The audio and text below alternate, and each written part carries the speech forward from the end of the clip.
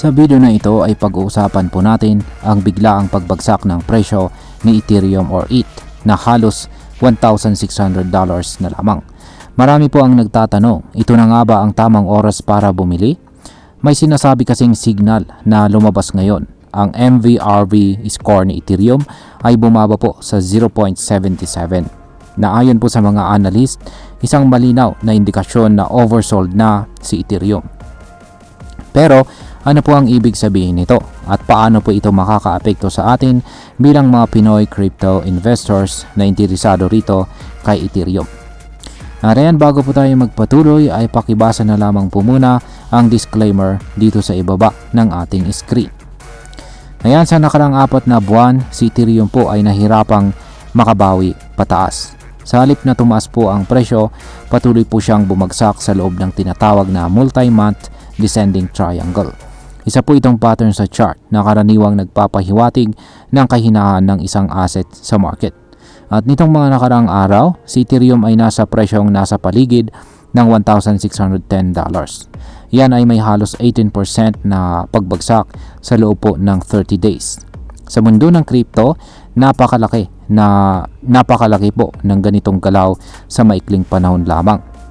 Ngunit sa kabila ng pagbagsak ng presyo, lumabas po ang isang indicator na binabantayan ng maraming analyst. At yan po ay walang iba kundi ang MVRV score. Ngayon is ano nga ba ang MVRV score at bakit po ito mahalaga? Ang MVRV or Market Value to Realized Value ay isa po itong metric na ginagamit para malaman kung ang isang crypto asset ay overvalued o undervalued. Kapag ang MVRV ay mas mataas sa 1, kadalasan ay nangangahulugan ito na ang presyo ng asset ay mas mataas kumpara sa average cost basis ng mga hodlers. Ibig sabihin, baka mahal na at hindi magandang bumili. Ngunit kapag bumaba ito sa 1 o mas mababa pa, tulad ng nangyari kay Ethereum ngayon sa 0.77 na lang, ito ay sinyales na ang asset ay oversold na o mas mura na po siya kumpara sa tunay na halaga na binili ng mga tao noon. Ayon po sa analyst na si Borak Kesmesi, ang ganitong mababang MVRV ay matagal nang kinikilala bilang buying opportunity. Sa madaling salita, posibleng mura na si Ethereum ngayon at may tsansa po itong tumaas muli. Ngayon, may ebidensya ba na nagsasuggest na may bumibili ulit kay Ethereum? Ang kasagutan po dyan ay oo at marami pong ebidensya ang lumalabas. Una, ayon po sa analysis ng AMB Crypto, bumalik na po sa market ang mga buyers ni Ethereum. Isa po sa pinakamatibay na sinyalis dito ay ang paggalaw ng mga whales o mga malalaking holders. Nakita po sa data na huminto na po ang mga whales sa pagbebenta ng kanilang Ethereum. Ibig sabihin ay hindi na nila tina-transfer ang kanilang coins papunta sa mga exchanges, kundi inaalis nila ito sa mga exchanges kung saan ay isang malinaw na sinyales na hindi na nila balak ibenta sa mababang presyo. At sa data naman galing sa Into the Block, bumaba po ang large holders net inflow to exchange net flow ratio sa negative 0.71 na nangahulugang mas marami na ang nagwi-withdraw ng Ethereum mula sa mga exchanges kaysa sa mga nagdideposito. Yan, paano naman ang mga regular na traders? Yan, bumibili rin ba sila? Ang kasagutan naman dyan sa katanungan na yan ay yes po, hindi lang mga whales ang nagpapakita ng interest. Base naman po sa Crypto Quant, tumaas ang taker buyer-sell ratio ni Ethereum sa mahigit 1 sa loob lamang po ng dalawang magkasunod na araw. Kapag ang ratio na ito ay nasa ganitong level, ibig sabihin ay mas marami po ang buyers kaysa sa sellers sa market. Mas gusto ng mga tao ngayon na bumili kaysa sa magbenta ng Ethereum. Bukod pa dyan ay bumaba rin ang exchange supply ratio ni Ethereum sa 0.135 sa loob ng 4 na araw. Ang ibig sabihin po nito ay mas kaunti na ang supply sa mga exchanges dahil inuubos ng mga tao ang Ethereum para itabi or i-hold ito. Dito sa mundo ng crypto, kapag bumaba po ang supply sa mga exchanges, kadalasan ay tumataas po ang presyo dahil mas nagiging scarce o kakaunti na lang ang available na Ethereum sa market. Ngayon ay ano po ang maaaring mangyari sa presyo ni Ethereum sa mga susunod na araw? Base po sa kasalukuyang data, may posibilidad na magtutuloy-tuloy ang rebound ni Ethereum. Kung titignan po natin ang mga dating cycles, kapag bumaba po ang MVRB sa ganitong level, kadalasan ay sumusunod po ang pag-akyat ng presyo.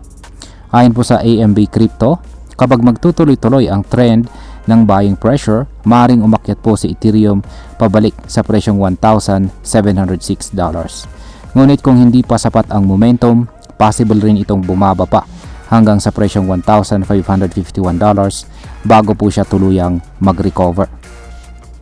Ngayon ay pag-usapan na po natin ang posibleng maging epekto nito para sa atin bilang mga Pinoy crypto traders or investors ni Ethereum. Para sa atin bilang mga Pinoy na interesado rito kay Ethereum, lalo na sa mga nagtitrade or nag-hold ng Ethereum, mahalaga pong bantayan natin ang ganitong klase ng data. At bakit? Dahil ang MVRB score ay isang indicator na pwedeng gamitin para malaman kung sulit ba talagang bumili ngayon. Kung ikaw po ay isang long-term investor at naniniwala sa future ni Ethereum, ang ganitong presyo ay maaring magandang entry point. Pero kung ikaw naman ay isang short-term trader, dapat nating i-consider ang volatility ng market. Dahil posible pong bumaba pa ito, bago muling tumaas. At wag po nating kalimutan, kung bibili po tayo ng crypto, dapat ay extra money lamang po ang gamitin natin. Wag yung perang kailangan natin sa ating pang-araw-araw. Dapat ay meron po tayong sariling risk management na sinusunod.